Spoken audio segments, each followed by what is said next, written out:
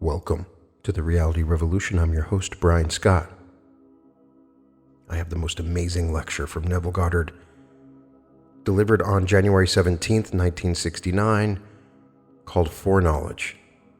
This talks about our ability to see, know, and understand the future, and what that means in relation to imagination.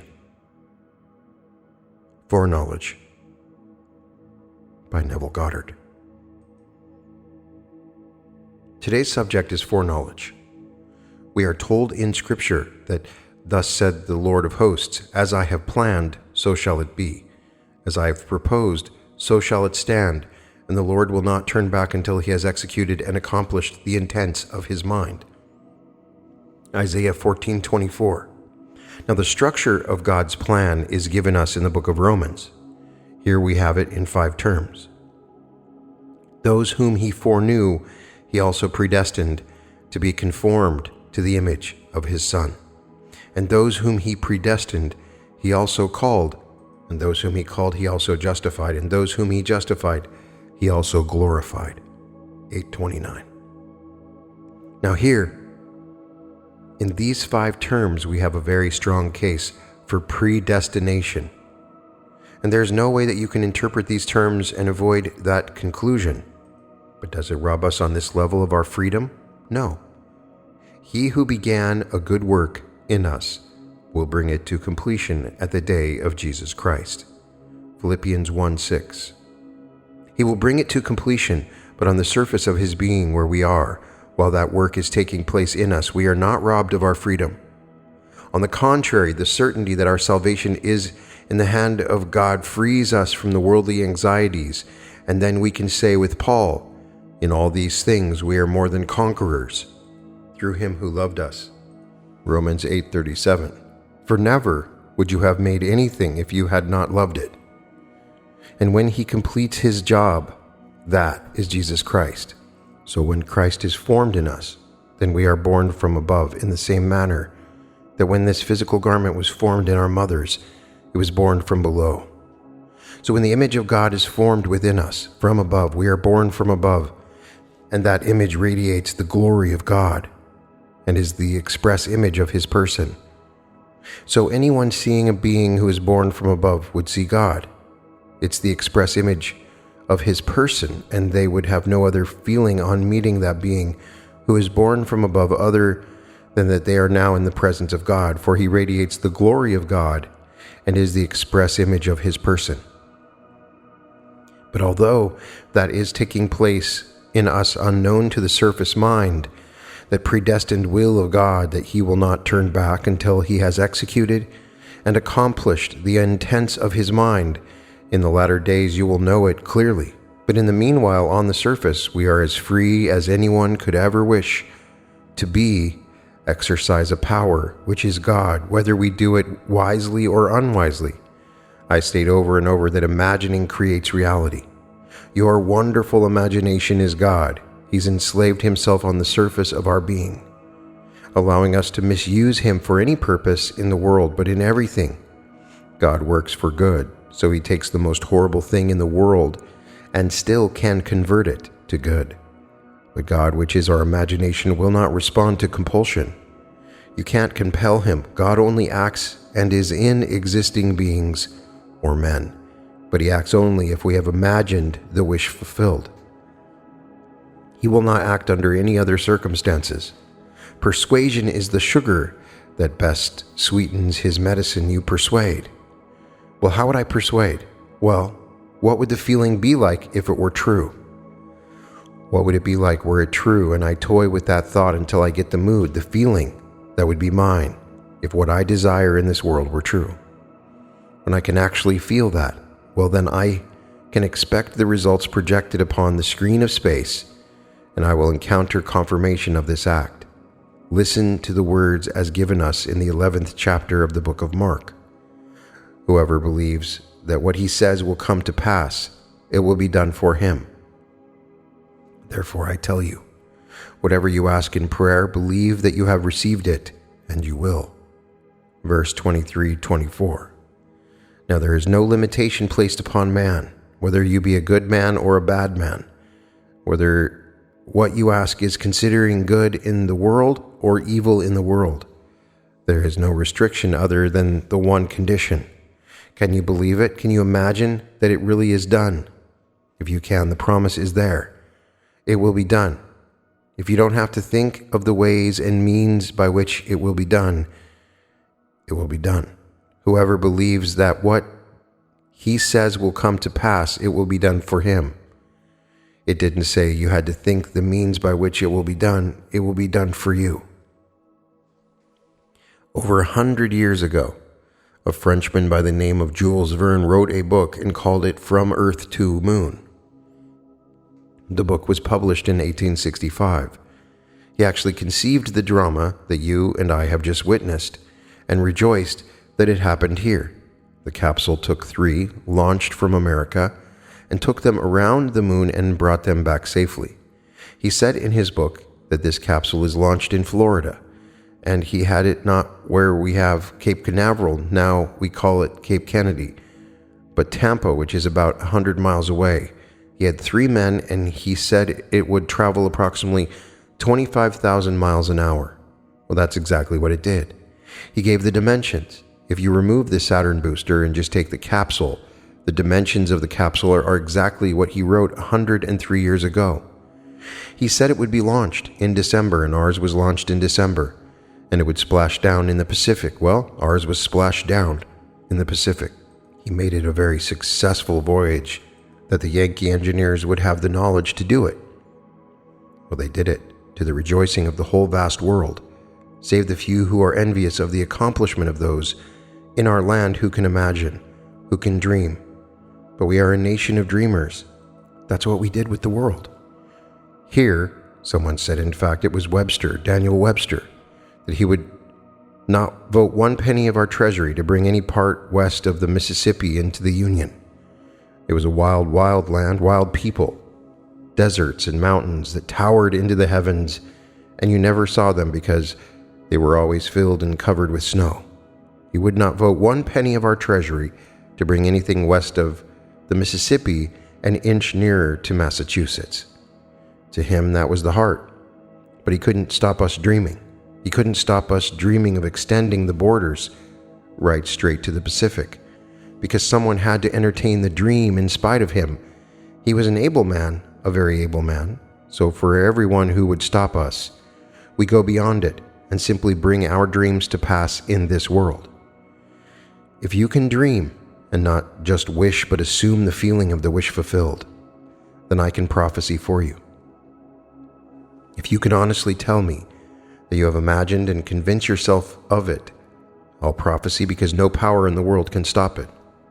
There is no power in the world that can stop your dream that you have imagined, fulfilled, from coming to pass. You don't need any technique. You don't need any wise concepts of how to bring it to pass. It will be done for you. Here, Jules Verne departed this world, but his dream in 1865 came to pass, in the very land where he said it would come to pass. It came to pass just as he had predicted 1,003 years ago. Now you may say, but I want to see my dreams. You'll see them. Don't think that man ends where he vanishes from this world. This world does not terminate at the point where my senses cease to register it. Don't think that Jules Verne is not aware of his prophecy fulfilled. Not for one moment. So don't think for one moment that because you depart the world and the world will say, well, she left unsatisfied, or he left unsatisfied. Don't for a moment. Your dreams will all be realized. Just in this case, it took 100 years, 103 years to bring it to pass. But just imagine, he predicted this before we had an airplane. Airplanes were not invented in the year 1865. He told of going around the moon, and told of the land where it would be launched, and the area where it would come down, and how many men would be aboard it, and everything about it. He told it in detail, even to the speed that it would take, even to the dimensions of the capsule. That book, I presume, is still available, From the Earth to the Moon, published in 1865. So God cannot be compelled. God is your own wonderful human imagination, and he can be persuaded. Then you master the art of persuasion. What would the feeling be like if it were true? And you toy with the idea until that mood possesses you. Then you wear the mood as you would a coat, put it on as you would a garment, and then as you wear that garment, it will project itself on the screen of space. When? I do not know. How? That is not my concern. I do not know. I can only tell you if I could get into the imagination of my man and know what he believes. I don't care how he comes to believe it. If he believes it, I can predict for him. If you took an astrology chart and used that to persuade yourself, if you're actually self-persuaded, it isn't there, but your self-persuasion is the cause of what's going to happen. To that degree you are self-persuaded, it will happen. Now you may give all the credit to the chart. It wasn't there at all, any more than it was in teacup leaves or coffee grounds or anything on the outside. But you could use these things to persuade yourself. I would say, why use anything? Take nothing on the outside and become self-persuaded, for God only acts and is in existing beings or men. And this being who acts is your own wonderful human imagination. But you can't compel him. He will do little that we wish until we have imagined the wish fulfilled. So on the surface of our being, we are free to exercise our talent in the depth of our being. That being that we speak of as God, the Father, is molding us, shaping us. It's the shaping of the unbegotten, for that is Isaac. Isaac is simply the molding of the unbegotten, and when he's completely formed and reflecting the invisible God, well, then he's born. When he's born, he radiates the glory of that God and is the express image of his person. So anyone seeing one who is born from above automatically knows he's in the presence of God, for he is the express image of God, and he's radiating the glory of God. So what is taking place in the depths should assure us, leave it alone. We should not then be concerned. If I know that my end is already predetermined, he foreknew me, he predestined me, and he called me, and he justified me, and he glorified me. Romans 8:29. If I know that is the pattern on which God is working, well, then I'm completely free of all worldly anxieties. Why should I be concerned of what is taking place? So not a thing in this world has happened or ever will happen, but what some man or woman imagined it. What is now proved was once only imagined. So foreknowledge is nothing more than what men and women are imagining. If I could only get into the minds of men and see what they are imagining, I can tell you what's going to happen. If I could take the sum of this room, if I could only get a true confession, not what you would like me to believe of but what you are really imagining. Because when we are called upon to make a confession, we don't really confess. We can't stand it.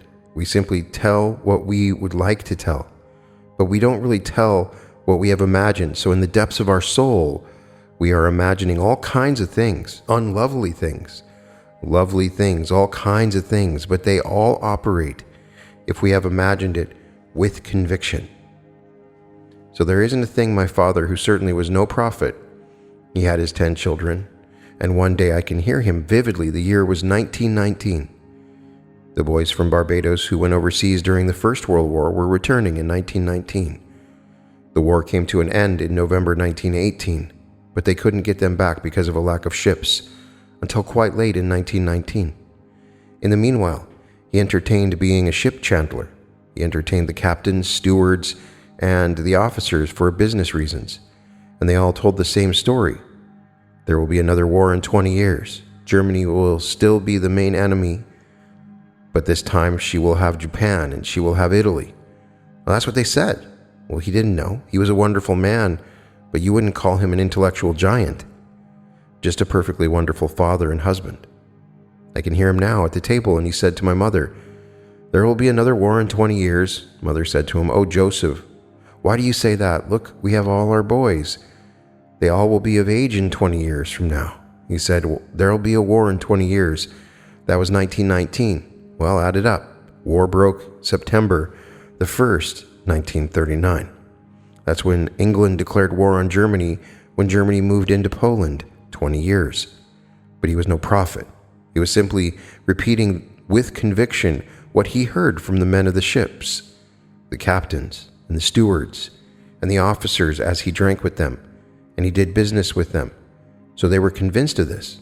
Well, the very ones who formed the triumvirate, Italy, Germany, Japan, were the ones he named back in 1919. He's done it in business. When looking out to sea and looking out over land, he said, "This is a perfect spot for a hotel." Then in his mind's eye, he saw the hotel, saw everything about it, and then turned to the little ladies who owned it and said, "If you would ever want to sell, think of me." Well, 2 died years later, and then the third one thought it was too much to keep up. 35 acres, the gardeners and the servants and all these things. So she would move into a hotel and spend the last days living in a hotel where everything was done for her, and she wouldn't have the problems of taking care of people. Well, he bought it. Years and years before, when he made this statement, he had no money. But when the sale took place, he could raise the money and buy the 35 acres. A hotel does stand on it, plus many other things, because 35 acres would be too many acres for a hotel. But a lovely hotel, a very successful hotel, stands on the premises, plus dozens of homes, beautiful homes. He saw the entire thing in his mind's eye, believed it, and voiced it. So whoever will believe what he says will come to pass, it will be done for him. For when that sale was made, there was one man who had all the cash in the world, but at that moment he was in Brazil. When he realized that the thing is about to be sold, and when he cabled his lawyer to bid, it was 24 hours too late. The sale was over by 24 hours. So it will be done for you. He firmly believed it, and it worked. So I say to every one of you here, don't be ashamed or afraid of noble dreams. I don't care how big the dream is. I don't care how big it is. If you can actually believe it and say to yourself, it will come to pass, to the degree you are persuaded that it will come to pass, it will be done for you. You don't have to know what are called the right people or have the necessary means at this moment. But whatever it will take, you will find what will happen in your world, but everything. So you should always dwell upon that glorious thing that is taking place within you. Just imagine that God himself entered death's door, your own wonderful skull, with you when you entered, and he laid down in the grave with you, in visions of eternity till you awake. When you awake, you see Jesus and the linen cloths that the females had woven for you. John 25. Well, this body, not this suit, the body is the linen cloth of Scripture, and my mother wove it for me. It came from below. Now he said, and you will see Jesus. But you're told in 1 John, it does not yet appear what we shall be. But we know that when he appears, meaning Jesus, we shall be like him and see him as he is. 3:2. So when he appears as you. You don't see someone that you resemble. He appears because he awakes within you. The Lord himself enters death's door with you when you entered this skull, and he laid down in the grave with you. You didn't realize that you were in that grave, and it was properly sealed. And there you remain in visions of eternity. All these are visions of eternity until you awake and see Jesus. When you see Jesus, the word to see and to know in Greek are the same. So you will awake and know who Jesus really is. And when you do, you are he. Then you find the gate of your Father's house and come out of it. That's when you were born from above. You see the linen cloths, the garment out of which you emerged. When you come out, you are the one who entered with you. But in that interval while he was forming you, he was actually forming you into himself. So you are he. Then you come out, and from then on you radiate the glory of God the Father, and you see the express image of his person. So from then on, who sees you sees God. John 14:9. Show you the Father, Philip. He who has seen me has seen the Father. How can you say, show me the Father? Have I been so long with you, and you did not know the Father? So anyone whose eye is open after one is born from above If they encounter that being, they see God. It's the only God. They aren't multiple gods, unnumbered faces he will wear. But if you meet him, he wears the body of God, and he reflects and radiates the glory of God. So when we are told by Paul, he has made known unto us in all wisdom and insight the mystery of his will, made known to us the mystery of his will, which he set forth as a plan in Christ for the fullness of time, to unite all things. In him, things in heaven and on earth. Ephesians 1:9. Well, here's the most marvelous, exciting passage. Here it is. He sets it forth to unite all things in him. But he has made known his plan. Well, if he made known the plan, that's foreknowledge. That's not something that's taking place as he moves forward. Here is a plan, and the plan is contained in what is called the image, Jesus Christ, waiting for the fullness of time to unite all things in him. Now, this is the most exciting thing. The Greek word, which we translate into the phrase to unite all things, that's the Revised Standard Version.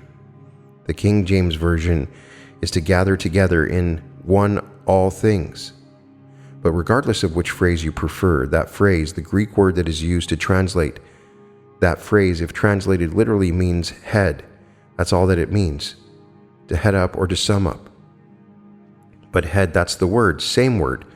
Well, strangely enough, the whole thing takes place in your head. You enter the head, and there you sleep in visions of eternity. How long you are asleep, I do not know. Mystics have said 6,000 years, 8,000 years. No one seems to make it less than 6,000 years, and you didn't realize you were in a head, sealed, completely sealed, and dreaming these visions of eternity until one day you awoke. When you woke in your head, and when you came out of the head. But strangely enough, in all the major events that followed it, all led to the head. When the head exploded, you discovered the fatherhood of God. Here comes the Son standing before you, but it was all in your head. When you were split from top to bottom, it was your head to the base of the spine. When you ascended, it was back into the head. When the heavens opened and became translucent without circumference, it was the head. So here, to unite all things in him, things in heaven and things on earth, but it's all united in the head. So here it's like this one grand brain, and we but brain cells in the mind of the dreamer, and each cell is awakening in the head, for that's where the brain is. And finally, it is only being the head. He will head up everything, sum it up, so each in turn will become the one that radiates the glory of God and bears the express image of his person. So foreknowledge. Don't go to any person who calls himself a fortune teller. They do not know.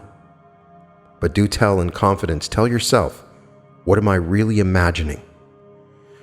What have I imagined today? Have I been persuaded by the press, by radio, by TV? Is that what I've imagined? Or have I this day imagined what I really want to imagine? I have a family. I have children. I have rent to pay, food to buy, clothes to buy. There's everything in my world. I have obligations to life. Well, have I imagined something that would take care of all these things? For if I could imagine all these things done as we are told, whoever can believe that what he says will come to pass, it will be done for him. Well, can I really now imagine that they're done?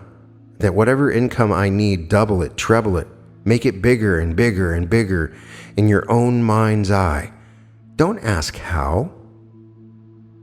Your present job may not be the one that can do it. You may be fired. You may be fired tomorrow if you imagine tonight your income 3 times what it is. Maybe the present job cannot pay it, and you will do something that will simply displease the one above you, and he'll fire you. You'll find it was the great turning point in your fortunes. I was fired from JCPenney making $22 a week, and I wondered, what am I going to use for money? He said to me, that's not my problem. When we have a recession, we let people out. I've been working there for a year, doing everything you asked me to do. I'd never once been late. I haven't missed one day, and here I'm fired." "Well," he said, "that's not our problem."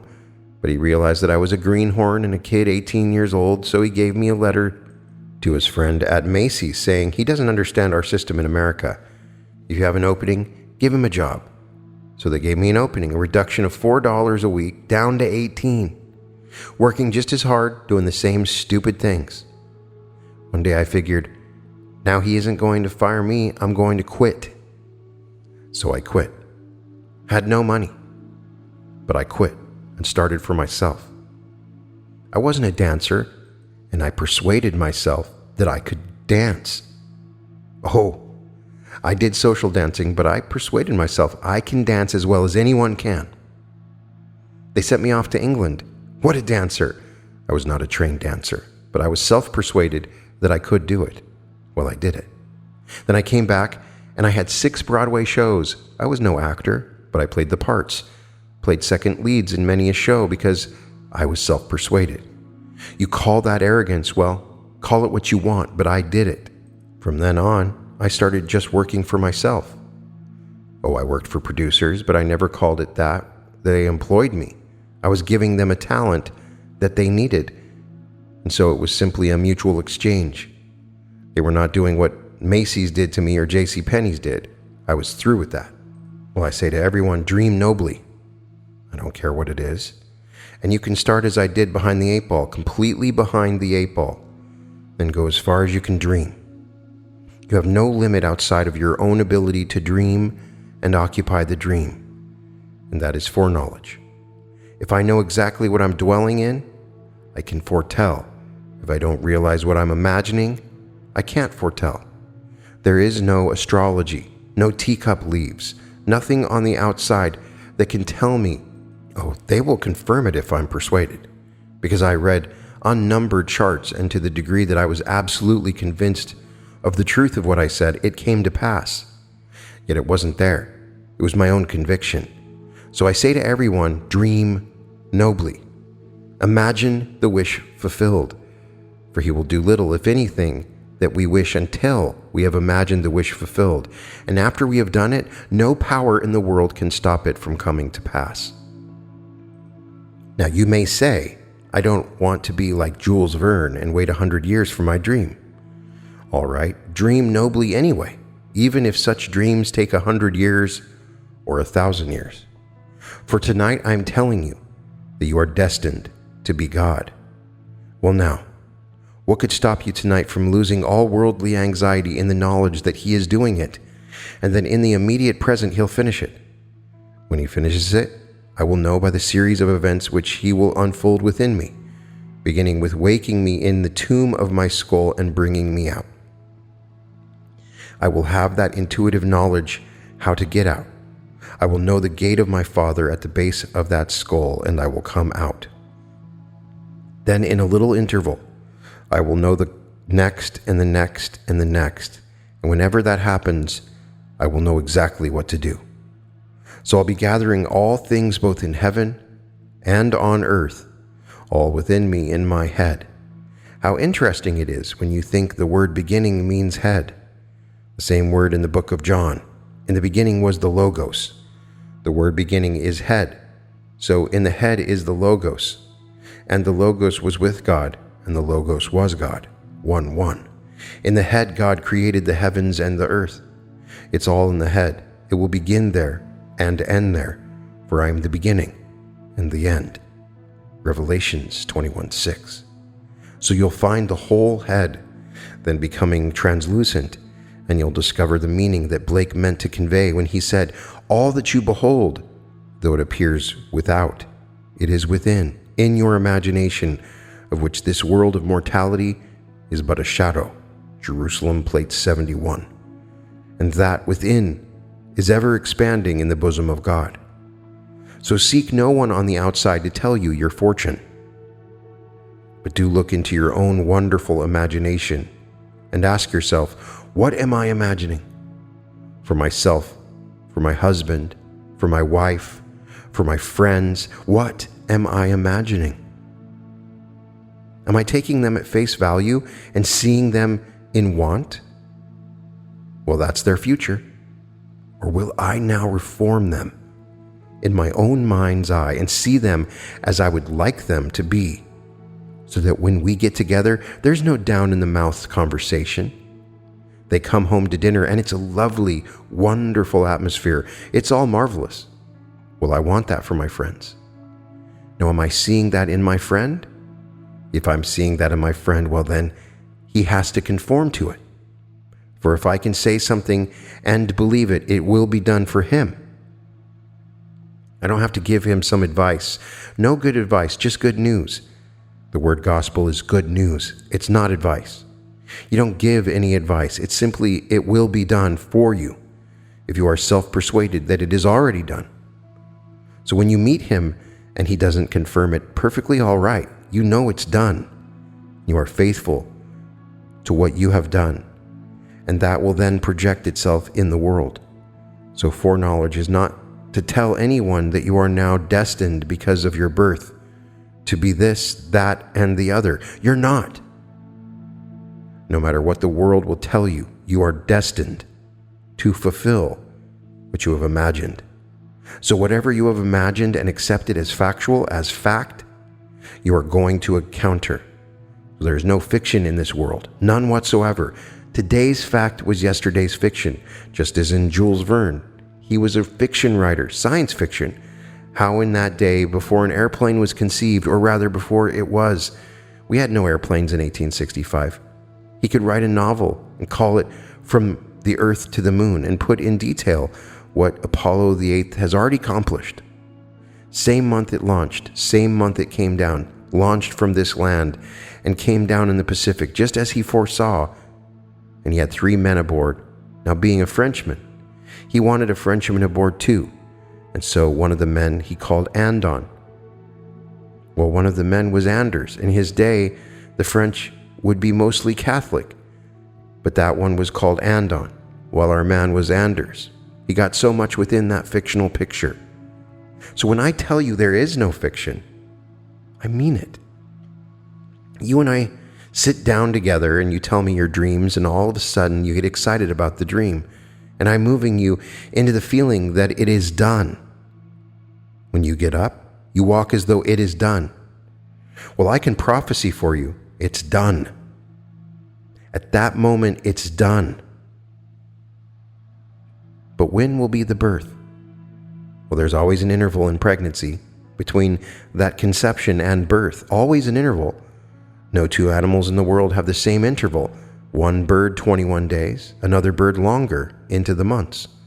A sheep 5 months, the horse 12, man 9. All have different intervals between the moment of conception and the moment of birth. So you conceive it, all right? Know that you conceived it and say within yourself, I've imagined it, so to be. I'm still imagining it, so to be. And I will continue to imagine it, so to be, until what I have imagined is perfectly expressed. Then you will know what foreknowledge is. You don't have to be concerned with divine foreknowledge, for that is fixed, and he will not turn back until he has executed and accomplished the intents of his mind. Jeremiah 23:20. Now that sentence begins on a peculiar phrase. The anger of the Lord will not turn back. But the word anger means literally to breathe heavily. Well, the word breath in Hebrew and in Greek means spirit. So a better translation would have been, the Spirit of the Lord will not turn back. But whoever said the anger, all right, so they have the anger, for it was a forceful breathing, a heavy breathing, which meant a kind of passion. But that doesn't mean passion as man would interpret it if I use the word passion. And it certainly doesn't mean anger as we today use the word anger. It simply means the spirit. But the spirit with passion, it's determined. It has purpose, and it will not turn back until it has executed and accomplished the intents of his mind. In the latter days, you will understand it clearly. And so, that which I have planned will be, and what I have proposed will stand, and no one is going to change it. All the plots and plans of man on the surface, let them be. It will all be used for good. But what he planned, which is what? To mold you into his image and endow you with himself.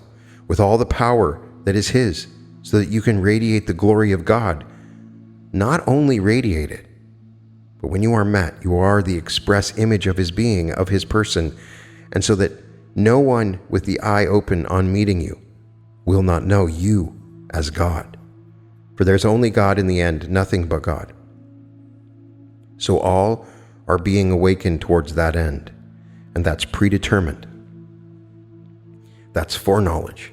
But here in the world of Caesar, let no one tell you that you are fated. You aren't fated one bit, save what you yourself do. You aren't fated. So you can't forget karma, forget all these things in the world. You're here, and you will play your part. So what are you imagining? Tell it to yourself, persuade yourself that it's noble and lovely, and to the degree that you are self-persuaded, you will encounter that in the world, and you are it.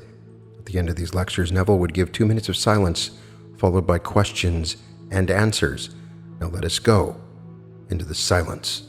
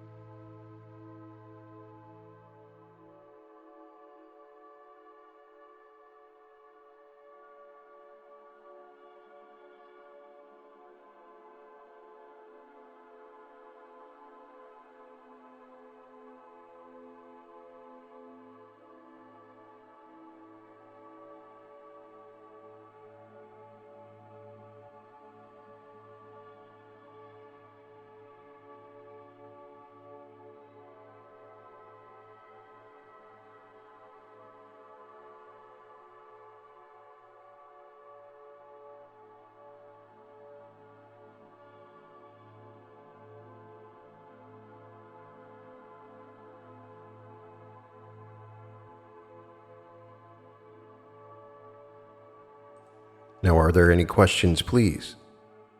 Question: what is the symbology of the 3 objects that the caravan was taking into Egypt? None, my dear, I can't tell you. But don't discount them. There were 3. In my case, there were 3 men. The caravan has taken 3. 3 is a symbol of resurrection. The actual objects like myrrh, frankincense, they are not in themselves important. But the number there is important. For on the 3rd day the earth rose up out of the deep. On the 3rd day he rose from the grave. Not 3 days as we measure time, but 3 is significant in the sense it is significant of resurrection, so that we're taking the resurrection into Egypt. But what the actual things called myrrh and gum and frankincense, I wouldn't know. I really haven't studied it. But the 3, in my own case, 3 men were present at my birth from above, as we are told in the book of Luke, and 3 appeared.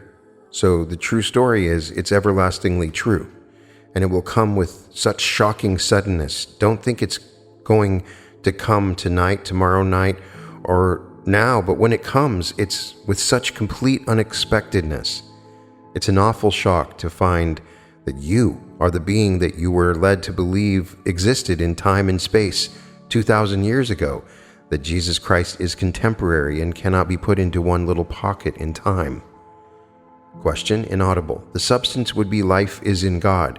As the Father has life in himself, so he has granted the Son also to have life in himself. John 5:26. So the shadow would have no reality It could be moved by your mind and made to do all kinds of things that the shadows do here. And then suddenly, by love, they take on substance, and then they become beings with life-giving power, life in themselves. Question: you said there were two births, and unless man had the birth from above, he is reinserted each time in another dimension in time. Does he die in each one of those? So there are a number of deaths and two births? Two births, but the death is not the one who seemingly dies. It's only to those who observe his departure. If I drop now, to you I've died, but to myself I have not. Therefore, a man who has not been born from above departs this world or any section of time and is instantly restored to life in the dream, so that he isn't born again. He's restored. All things are restored. Nothing passes away, because the gods restore it all by the seed of contemplative thought. The tree we cut down and burn, and all the things are cut down. The little lamb is slain by the knife, but the seed of contemplative thought, the lamb reappears in the world. And so nothing disappears permanently, a temporary disappearance, but the one who disappeared and is called dead to itself, it hasn't died. So there's a physical birth, and then there's a spiritual birth. The physical birth, well, we all know that. And we are born physically by the actions of powers, not our own. We are born spiritually by the action of powers beyond our own. Theologians have argued over this spiritual, what part does God play, and what part does man play? As far as I'm concerned, the initiation is all God's. In my own case, I slept that night as I had the previous 50-odd years of my life, and then suddenly vibration in my head to awaken me from a dream. For I was dreaming all along, and I didn't know I was dreaming. I was in my skull all these years, and I didn't know I was buried in my skull. Hadn't the slightest idea. That was the tomb in which God was buried, that God is buried in the skull of every man in this world, and that's the only Golgotha in the world. So let us stop looking for Golgotha in the Near East. You'll never find it. They think they're going to find it in the Near East, and they build this holy sepulcher, and they build this holy church, and they build this holy thing that is big business. They've done it through the centuries, and they've made fortunes out of the gullibility of people by misrepresenting the eternal story. Question: Neville, is there a fourth dimensional world in Dream too? Neville says, my dear, I'm not a mathematician, so I really don't know what they mean by fourth dimension. I see 3 dimensions here, and as far as I'm concerned, in the world of Dream, it's a 3-dimensional world. Time may seem different, but the duration is the same. In a dream, what would take here centuries and centuries I experienced, but in the actual appearance and the experience of it seemed centuries in just a matter of moments. So time varies. Nevertheless, the experience is the same. Question inaudible. My dear, that question was answered in this manner in the Bible. Eyes have not seen, nor ears heard, nor has it entered into the heart of man the things already prepared for those who love the Lord, 1 Corinthians 2:9. Because if I answered you, I would have to use the images of a 3-dimensional world, a world that you and I know, a world that we experience, and yet it could not possibly describe that world. It's a new age, a new world. This is one age and that is another age, and you couldn't possibly describe it. Even in this world, it would be difficult for people living in a certain environment to understand a man that's trying to explain the concept of higher mathematics. If I sat in the presence of Einstein and asked him a simple question to explain to me what he meant by energy is equal to mass multiplied by the square of the velocity of light, he would answer me and say, well, that's exactly what I mean. But I don't understand it. He'd say, that's exactly what I mean, Neville. Well, if he tried to tear it apart and show me all the little pieces, I still wouldn't follow him because I'm not qualified to follow him in higher mathematics, and that is true of almost anything in the world. So if the mind has to be prepared, well, that's an entirely new man that enters that world. Then that new man has new facilities, new powers, new everything. He's a new man. The fundamental issue of Scripture is metamorphosis.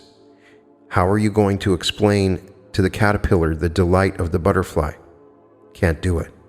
The caterpillar could not understand what it is to move in an entirely different element like air.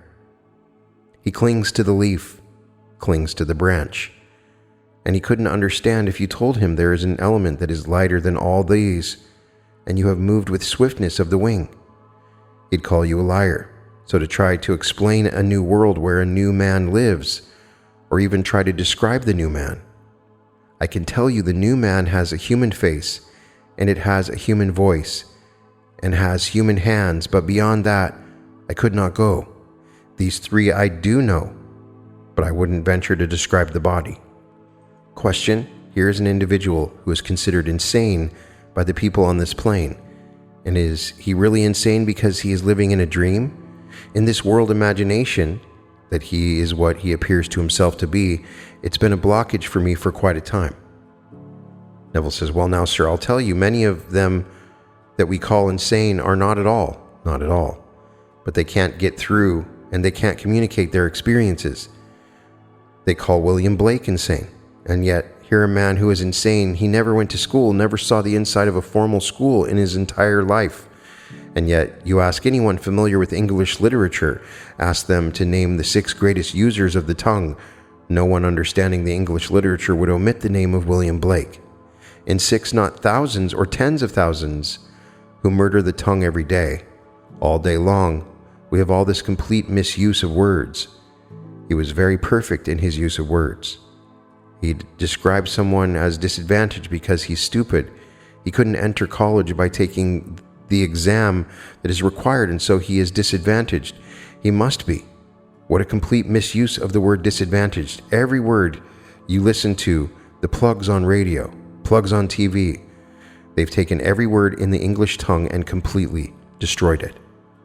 But here is one William Blake who never saw the inside of a school, and he thanked his father for not sending him to school to be flogged into memorizing the works of a fool. Question: inaudible. What is the distinction between insane or not insane in this man's case? Well, he thought himself a banker on the outside. Another one thinks himself and is recognized by the world as a banker. The one on the outside signs a check for $1 million and it's honored. The one on the inside signs it for a penny and it bounces. Both go through the little gate called death, and the $1 million check will bounce after he's gone, and the penny will bounce the day before. So both left behind him a world of shadows. But while we're living in this world of shadows, we call this section of it real, a certain section of it, and the other we'll call unreal. Yet so many of our great poets all through the ages who inflame the mind when we read them were called insane. How will you draw the line? You know that if we had a few hundred years ago, the men who gave us the things we now enjoy, like electric lights and telephones and television and atom bombs, if they voiced their opinions 200 years ago in Salem, they all would have been burned as witches. We used to burn people because they disagreed with our opinions. If any of them lived at that section of time, they all would have been burned. So when I tell you I sat in a chair or I laid on my bed and suddenly I'm seeing a world that I should not see, it's in conflict with what I ought to see, and consciousness follows vision, and I step into that world and I explore it. And the world is just as real as this.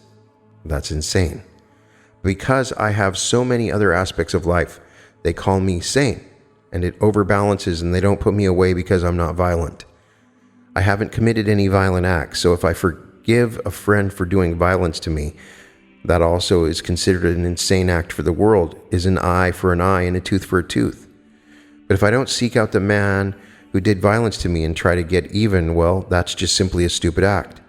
Therefore, when you balance them all together, I do pay my rent. I don't steal my food or steal my clothes. I pay all the things, all the bills are paid. So that makes me sane enough. But so many things I say from this platform would be accounted insane. But they balance, and they find more on what they call me the sane side from the insane side, so they leave me alone. So I can tell you what is sane and what isn't sane, because so many things that the world calls insane I have experienced. Read the works of Blake. I've experienced all of Blake. Read the stories of the Bible. I've experienced them all. And all of a sudden, I know that they're not in this section of time in this age. It doesn't belong in this age. It belongs in an entirely different age where the true drama is taking place. But we have to experience it here. People think that resurrection will come at the end of history. It doesn't come at the end of history. It comes within history. While I'm walking the earth, it suddenly possesses me, and then I wake within myself to discover that the whole story is true, but not here. If I went out tonight and I told the whole outside world that you came here at your own risk, but if I told the outside world that there is no historical evidence for Christ the man, well, the average person, the orthodox person, would slap me in the face. They just had some luncheon for Mr. Graham down in Anaheim. 6,000 ladies attended and all thought themselves in a holy atmosphere. Now he's going to start a campaign. He needs $500,000 to put it on, and he has one outstanding subject to publicize. And the name of the subject is Billy Graham. He thinks he's publicizing Christ. He hasn't the slightest concept of the mystery of Christ. But tens of thousands and hundreds of thousands will listen to him and give him money to support the campaign of Billy Graham. I said that in San Francisco, and one lady rose and she was incensed beyond measure. Oh, so incensed.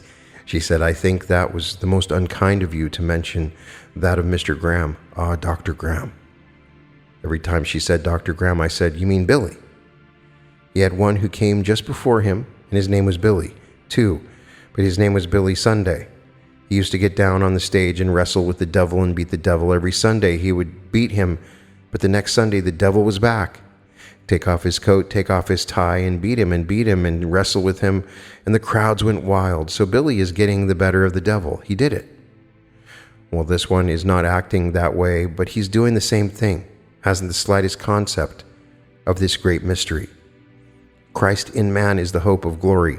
Know ye not that Jesus Christ is in you? Colossians 1:26. Well, you say that to him, he will want to straighten up. Where is he? And start looking all over the stage for him. I tell you, Christ is your own wonderful human imagination, believe it or not. Question inaudible. Well, I can only say that I acquaint you with the principle and leave you to your choice and its risk. But to tell you that you must follow along a certain line, I'm setting myself up as the criterion for what is good and what is wrong. So I can't do that if I'm teaching principle. So I will give you a principle by which you can be the man that you want to be and leave you. We all have a certain ethical code. I mean, in our cradle, we were conditioned to believe in certain things. I know that I was spanked for doing certain things that mother didn't think right. I was criticized for doing other things. And finally, you build within yourself a certain ethical body by which you live. If you violate the code, well, now it's your choice. But I give you a principle, and I tell you, in the end, everyone is exonerated.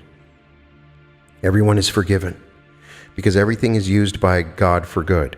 He will use the horrors of a Hitler and the horrors of a Stalin and turn it into good. It is. Love is the answer. Love is the end. If you're ever in doubt, do the loving thing, and you have done the right thing. If you're ever in doubt, would I like it done to me? It's the eternal story called the Golden Rule. Do unto others as you would have them do unto you. So I imagined you to be, and I name it, because the same thing I imagined for you, I wouldn't mind if I had it myself. To me, that's the only way to give a gift. When I go to give a person a gift, I always think, would I like it? Would I wear it? Would I like to have it and keep it? Well, buy it as though you were buying it for yourself and then give it. I mean, to me, that's giving in this world, not to get rid of something you really don't want yourself. That's how most people give in this world. Well, I mean, would I like it? If I would like it, well, that's the one thing I want to give. So I ask myself, would I like it? Then I give it to you in the sense in my imagination. I clothe you with what I myself would like to have. Good fortune, health, this, that, and the other. But I am free to choose unlovely things. And most people unfortunately choose unlovely things and imagine horrible things for individuals, for communities, and for nations. But I cannot avoid that risk. I can't hold back the principle as I've discovered it. I can talk about the principle and try my best to explain it, but leave you who hear it to your choice and its risks. It's like showing a child how to light a stove. Well, he may blow himself up, but I got to teach him how to light that stove, got to teach him how to light, how to draw a match, because eventually he has to know how to do it. He may, behind my back, go and set fire to the barn, but I've got to in some way teach him how to use the power. Well, a match is fire, that's power. Now this is the greatest power in the world. One's own wonderful human imagination, and you can't start too early teaching a child how to use the imagination. Question inaudible. Neville says, right, David, absolutely right. I know the one day I went off my tailor in New York City. He's been my tailor now for 35 years. And I ordered a few suits, and when I brought them home after they were completed, my wife naturally would look at the suits, and then she saw one. She said, "What on earth possessed you when you ordered this suit?" Well, I put myself into the suit, looked at myself before the mirror, and I agreed with her. Never wore it once. My son was about my size at the time. He's much bigger now. I said, "Can you use this suit?" Oh, lovely. He wanted a new suit. Well, he took the suit, and he just loved it. When I saw it at home and I ordered the suit, my tailor didn't persuade me. I thought, well, now I like that suit. I saw it just in the piece. These are all individual pieces. And when I got home, I didn't want any part of it, so I never wore it once. So then I had the pleasure of giving it to one who seemed to have enjoyed it. Well, whatever possessed me. Maybe he was treading in the wine press for a suit, and I was the means through which he got a suit. It could happen that way. He wanted a suit. He assumed that he had a suit. His father goes and buys one he wouldn't wear to a dogfight, and then he wants that suit, so he got it. You never tell how these things work. I could give you a story, and I think I've told it before, this lady in New York City, and she was a lady of the evening, so I could discuss all kinds of things with her. She met me at the corner of Broadway and 72nd Street one night, and she said to me, "Neville, you said that whatever I desire I can have. Well, I would like a new hat." I said, "All right, imagine that you have the hat." About 10 days later or 2 weeks later, I ran into Anne again, and she said, "Now, Neville, I have the hat. See, I'm wearing it. But why didn't God give me the money to buy the hat?" And she told me the story. She said, "I walked up the street and I saw the hat in the window, and I closed my eyes and assumed I was wearing it. Then I walked further up on my way back. I would not look into the window to become disillusioned that the hat was in the window as I thought I had it on my head. So I went home wearing this hat all in my imagination. When I got home, I wouldn't even look into the mirror. I took off the hat, wouldn't look at it, put it up, and the next day the old hat is still there, so I put on the old hat. Several days later, a friend of mine called me, said she would like to see me if I had time, so I went up and saw her. She said, "Anne, I have something for you. I know it's going to look lovely on you." I bought it, and I wondered why I bought it, and I can't wear it. She brought out not a hat, but the hat. Anne put the hat on, and she loved it. But Anne's problem was this: why didn't God give me the money to buy the hat instead of giving it to me this way? So knowing her profession and the uncertainty of the profession, I said, "Anne, tell me, do you owe any rent?" "Bet you owe 2 weeks' rent." She said, "I do, exactly 2 weeks." I said, "Maybe you pay $17.50 a week?" "That's exactly what I pay," she said. "Well, you owe $35 rent. Now, what price hats do you usually buy?" "Oh," she said, $3.50. I said, "What did this hat cost?" She said, $18. I said, "Have you ever bought an $18 hat?" She said, "Never." I said, "Now tell me, how much money would you really have to buy an $18 hat?" "You owe $35 in rent." "If you found a $100 bill while you were looking at that hat, you wouldn't have bought it. Know what you would have done? You'd have gone in and paid your 2 weeks' rent and possibly put down another week in advance or 2 weeks in advance to feel a little secure, and you would not with the remaining money come out and buy that hat." She said, "You're right, but you're too nosy." So how could God give her that hat by giving her money? She never would have bought the hat. She wasn't in the habit. I'll tell you, in New York City, I'll go to Tiffany's, buy a present, say for a wedding or an engagement or an anniversary. I get a far better present, beautifully wrapped, than I would at Macy's, and at Macy's it would cost more. But people will pass by Tiffany because it has the reputation of being at the very top in quality, and they wouldn't dream of going in. They feel embarrassed. They wouldn't go in and look at this beautiful display of merchandise. They feel embarrassed, but they feel at home in Macy's or in Gimbel's, and go into Gimbel's and spend more than you would at Tiffany. And when it comes, it's a Macy's package and not a Tiffany package. But I've gone to Tiffany time and again and bought 8 glasses, beautiful glasses, different kinds of glasses. It's a good present. and bought them at a modest price. Similar glass would be twice the price at Macy's. But people feel at home going to Macy's, and they feel ill at ease going to Tiffany. So if you never bought an $18 hat, and you always bought $3 hats, I'd have to give you $2,000 to buy an $18 hat. God knew exactly what she needed. She wanted a hat, and so he got someone to buy the hat who didn't want the hat and then gave it to her, and that's how it worked. And this concludes Foreknowledge by Neville Goddard. Nobody truly is predicting the future. Nobody. Somebody says, I had a dream, this thing happened. It's possible that you're creating that future. There's some part of you that in imagination is creating. And those are the people that you can prophecy for. Somebody that you know is good in their imagination, that's the person that's going to have all those things happen. That's the point he's making. There is no fortune teller or astrologer that will tell you what you need to know unless you believe it. And if presenting that information or knowledge allows you to believe it for sure, then it's going to happen. Why are these astrological predictions sometimes so powerful and true? Because you believe it. The big thing that comes from this is it all rests on how much you believe. To the extent that you believe is to the extent that your imagination will come into reality. That's the key component from this lecture. It's about how much you truly believe it. It's cool to see another example of imagination becoming reality through his example of Jules Verne. I was not aware of all of the interesting synchronicities with that book, just like the story of the Titanic being written many years before. There is no fiction. Everything being imagined will happen. Now, interestingly, he says, it could happen 200 years from now. And you will know, as they imply with Jules Verne. Jules Verne knew very well that what he imagined became reality. So it doesn't necessarily have to happen in your lifetime, but whatever you're imagining will come to pass.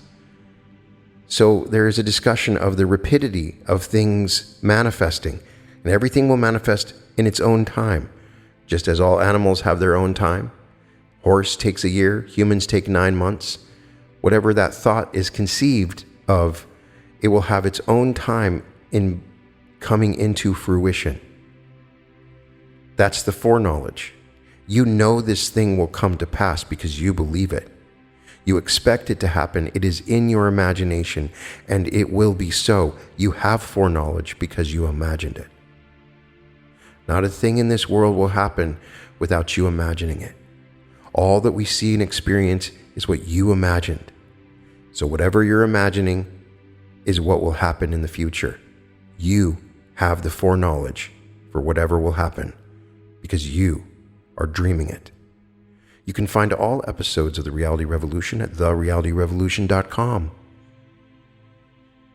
And welcome to The Reality Revolution.